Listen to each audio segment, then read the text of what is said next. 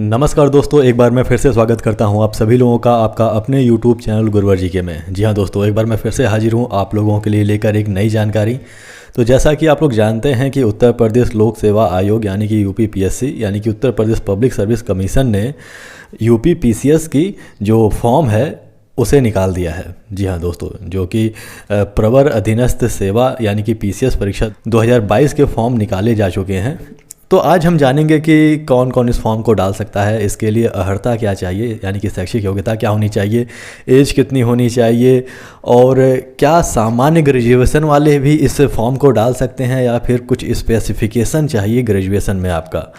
तो आज हम उस सभी चीज़ों पे चर्चा करेंगे। तो सबसे पहले यहाँ पे देखिए कुछ महत्वपूर्ण डेट बताए गए हैं। सबसे पहले तो मैं बता दूं कि ऑनलाइन आवेदन प्रारंभ होने की जो तिथि थी इसकी वह 16/3/2022 यानी कि 16 मार्च 2022 से यह प्रारंभ हो चुकी है। और ऑनलाइन परीक्षा शुल्क बैंक में जमा करने की जो अंतिम तिथि है वह 12 अप्रैल 2022 है। और फिर ऑनलाइन आवेदन स्वीकार किए जाने की जो अंतिम तिथि है वह 16/4/2022 है।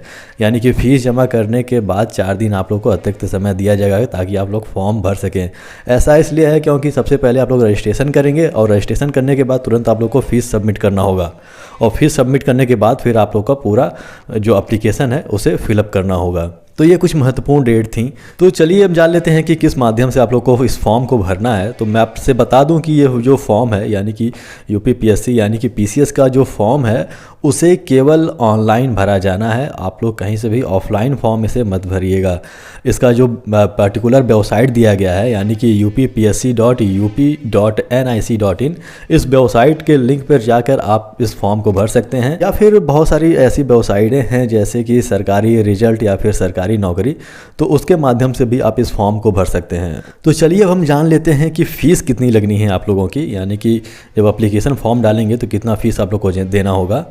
तो सबसे पहले मैं बता दूं कि अनारक्षित यानी कि अनरिजर्व्ड हो गया, आर्थिक रूप से कमज़ोर वर्ग यानी कि EWS हो गया और OBC यानी कि पिछड़ा वर्ग हो गया, इन्हें 125 रुपये अदा करना होगा, जिसमें परीक्षा शुल्क 100 रुपये लगेगा और ऑनलाइन प्रक्रिया शुल्क जो होगा वह 25 रुपये इन्हें देना होगा।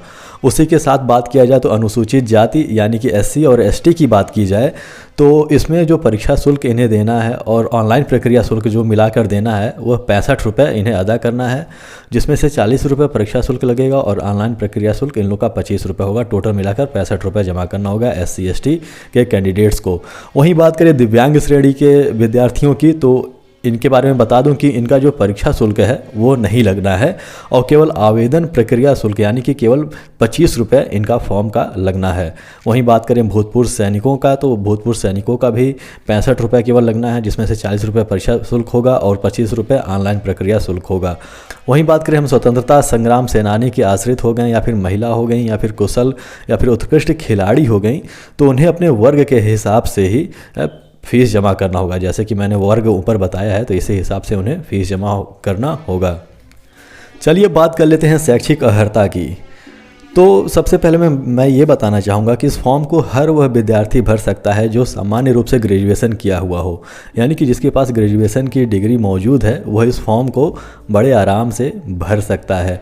यहाँ पे देखिए कुछ ऐसे विशिष्ट पद भी हैं जिसके लिए कुछ विशिष्ट योग्यता चाहिए, यानी कि ग्रेजुएशन किसी अलग विषय से या फिर किसी स्पेसिफिक विषय से होना चाहिए, लेकिन सभी पदों के साथ ऐसा नहीं है। बहुत सारे पद ऐसे भी हैं जिनमें आप केवल सामान्य ग्रेजुएशन पास हैं तो इस फॉर्म को आप बड़े आराम से भर सकते हैं, आप लोग का चयन इसमें हो जाएगा। जैसे कि इसमें दिया हुआ है कि सम्मिलित राज्य प्रवर अधीनस्थ सेवा परीक्षा में सम्मिलित पदों हेतु आवेदन पत्र स्वीकार किए जाने की अंतिम तिथि तक अभ्यर्थियों को भारत में विधि द्वारा स्थापित किसी मान्यता प्राप्त विश्वविद्यालय की स्नातक उपाधि अवश्य धारित करनी चाहिए। देखिए इसमें दिया हुआ कि स्नातक उपाधि अवश्य धारित करनी चाहिए, ये नहीं बताया गया कि किस विषय से। इसका उल्लेख अभ्यर्थी अपने ऑनलाइन आवेदन के निर्धारित स्तंभ में करें, किंतु कतिपय पदों हेतु विशिष्ट अर्हताएं भी हैं जिनका विवरण निम्नवत है। इसमें यह बताया गया कि आपने जो स्नातक किया है उसका विवरण आप लोग को भरना होगा फॉर्म भरते समय, लेकिन यहाँ पे देखिए कुछ पदें ऐसी भी हैं जिसमें कुछ विशेष अर्हताएं मांगी गई हैं। जैसे कि यहाँ पे देख लिए हो गया उपनिबंध सहायक अभियोजन अधिकारी परिवहन, इन्हें विधि में स्नातक चाहिए यानी कि लॉ की डिग्री इनके पास होनी चाहिए। उसी तरह से हम बात करें जिला बेसिक शिक्षा अधिकारी, सह जिला विद्यालय निरीक्षक एवं अन्य समकक्षीय प्रशासनिक पद जिला प्रशासनिक अधिकारी की बात करें तो इनके पास स्नातकोत्तर की उपाधि यानी कि ये MA हो गया, फिर MSc हो गया, या फिर इस तरह की यानी कि जो मास्टर डिग्री होती है उसकी किसी भी सब्जेक्ट से इनके पास डिग्री होनी चाहिए। और उसी तरह से देखा जाए तो नीचे भी बहुत सारे पद ऐसे दिए हैं जिसमें विशेष योग्यता की आवश्यकता होगी। तो आप लोग वीडियो को रोक कर इन सभी चीज़ों को देख सकते हैं किस किस पद के लिए विशेष योग्यता मांगी गई है।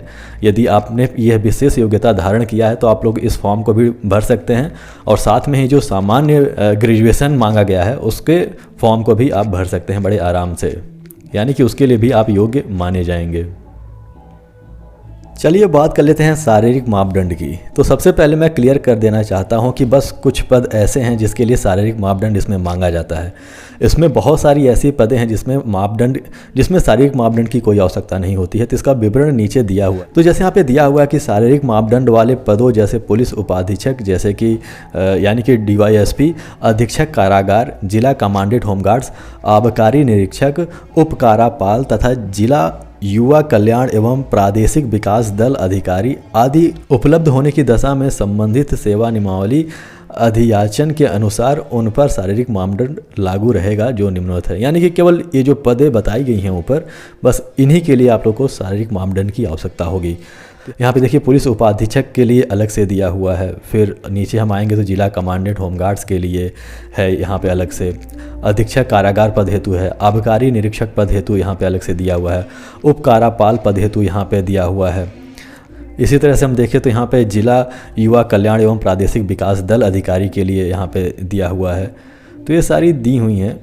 और उसके बाद महिला अभ्यर्थियों के लिए यहाँ पे भी दिया हुआ है, इनकी क्या योग्यता होनी चाहिए, शारीरिक मापदंड क्या होना चाहिए।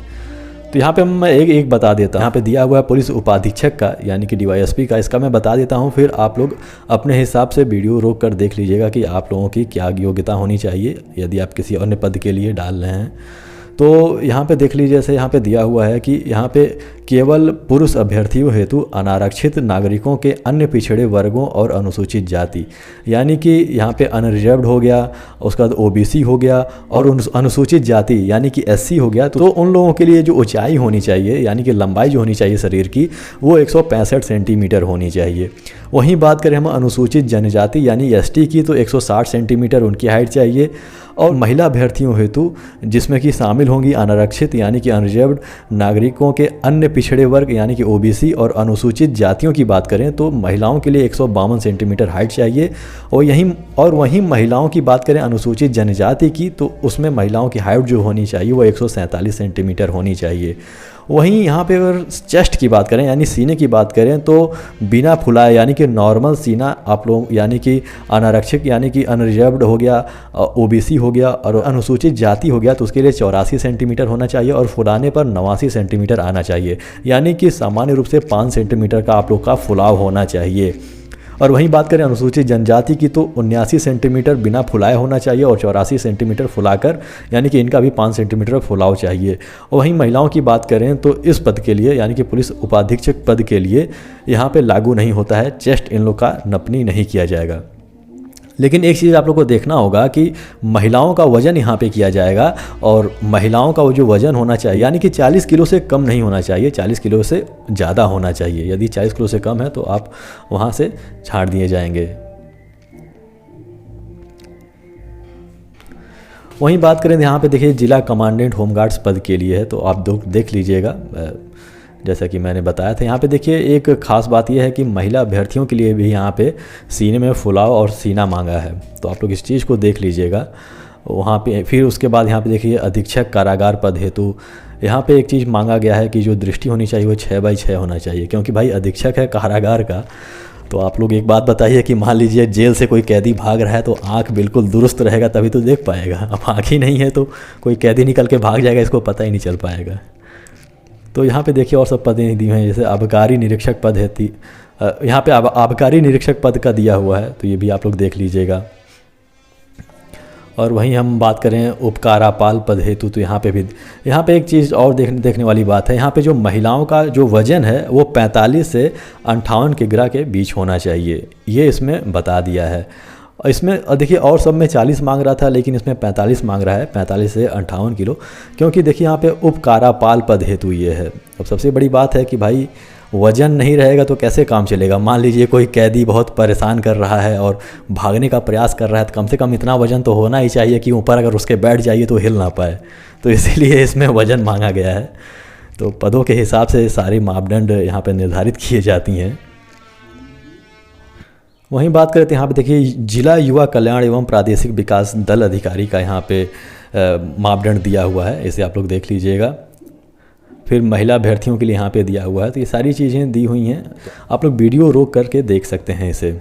चलिए हम बात कर लेते हैं आयु सीमा की। तो यहाँ पे देखिए लिखा हुआ है कि सम्मिलित राज्य प्रवर अधीनस्थ सेवा परीक्षा हेतु अभ्यर्थियों को 1 जुलाई 2022 को 21 वर्ष की आयु अवश्य पूरी करनी चाहिए और उन्हें 40 वर्ष से अधिक आयु का नहीं होना चाहिए, अर्थात उनका जन्म 2 जुलाई 1982 से पूर्व तथा 1 जुलाई 2001 के बाद का नहीं होना चाहिए। यानी कि आपका जो जन्म है वह 2 जुलाई 1982 के बाद का और 1 जुलाई 2001 के पहले का होना चाहिए, तभी आप इसके योग्य होंगे, तभी आप 40 साल के अंदर रहेंगे। आपका जो एज होगा वह 40 साल के अंदर का होगा। वहीं बात करें हम छूट की, तो यहाँ पे देखिए दिव्यांगजन हेतु अधिकतम आयु छूट 55 वर्ष का है। उनका जो जन्म होना चाहिए वो 2 जुलाई 1967 के पूर्व का नहीं होना चाहिए और 1 जुलाई 2001 के बाद का नहीं होना चाहिए। वहीं बात करें अधिकतम आयु छूट की, तो इसमें देखिए उत्तर प्रदेश के अनुसूचित जाति, अनुसूचित जनजाति, अन्य पिछड़े वर्ग के अभ्यर्थियों, उसके बाद वर्गीकृत खेलों के कुशल खिलाड़ियों, और उसके बाद राज्य सरकार के कर्मचारी हो गया, बेसिक शिक्षा परिषद शिक्षक हो गया, या फिर शिक्षणेतर कर्मचारी तथा उत्तर प्रदेश के अनुदानित माध्यमिक विद्यालयों में कार्यरत शिक्षकों की जो आयु सीमा में जो छूट दी गई है वह 5 वर्ष की छूट इन्हें दी गई है। यानी कि इनका जो जन्म होना चाहिए वह 2 जुलाई 1977 के पूर्व का नहीं होना चाहिए और 1 जुलाई 2001 के बाद का नहीं होना चाहिए। ये आप लोग को ध्यान में रखना है। यहाँ पे एक बात और ध्यान देना है कि यहाँ पे देखिए जो छूट की बात की गई है उसके सबके आगे देखिए उत्तर प्रदेश लिखा हुआ है, उत्तर प्रदेश उत्तर प्रदेश उत्तर प्रदेश। इसका अर्थ ये हुआ कि किसी अन्य प्रदेश के जो विद्यार्थी हैं, अभ्यर्थी हैं, वो तो फॉर्म भर सकते हैं, लेकिन उनका जो काउंटिंग होगा वह अनरिजर्व्ड कैटेगरी में होगा, यानी कि उन्हें किसी भी प्रकार के आरक्षण का लाभ नहीं मिलेगा। तो दोस्तों यही जानकारी आप लोगों को देनी थी। आशा करता हूं कि जानकारी आप लोगों को समझ में आई होगी और यह वीडियो भी पसंद आया होगा। यदि वीडियो पसंद आया तो इसे लाइक कर दीजिए, हमारे चैनल को सब्सक्राइब कर दीजिए और बेल आइकन भी प्रेस कर दीजिए जब हम नई वीडियो लेकर आएँ तो उसकी जानकारी हो सके। मैं आपको बताना चाहता हूँ कि जो हमारा अगला वीडियो होगा वह उत्तर प्रदेश PCS का जो सिलेबस है, कितने मतलब हम सभी चीज़ों को उसमें कवर करेंगे कि कितनी परीक्षाओं से आप लोग को गुजरना होगा, कितने होते हैं, प्री में कितने पेपर्स होते हैं, मेंस में कितने एग्जाम्स होंगे, कौन कौन से सब्जेक्ट्स उसमें आते हैं और सिलेबस क्या है। इन सभी चीज़ों का जो डिस्कशन है वह हम अगले वीडियो में करने वाले हैं। तो बेल आइकन जरूर प्रेस कर लीजिएगा ताकि वह वीडियो आप तक पहुंच सके। तो यदि इससे संबंधित कोई और सवाल जो शायद मैं ना बता पाया हूं आप लोगों को, या फिर कुछ ऐसी चीज़ें जो आप लोगों को समझ में ना आई हो, तो कमेंट के माध्यम से उस प्रश्नों को आप पूछ सकते हैं। यदि उसकी जानकारी हुई तो उसकी जानकारी आप लोग को अवश्य दी जाएगी। तो हमारे साथ बने रहने के लिए बहुत बहुत धन्यवाद। मिलते हैं अपने अगले वीडियो में।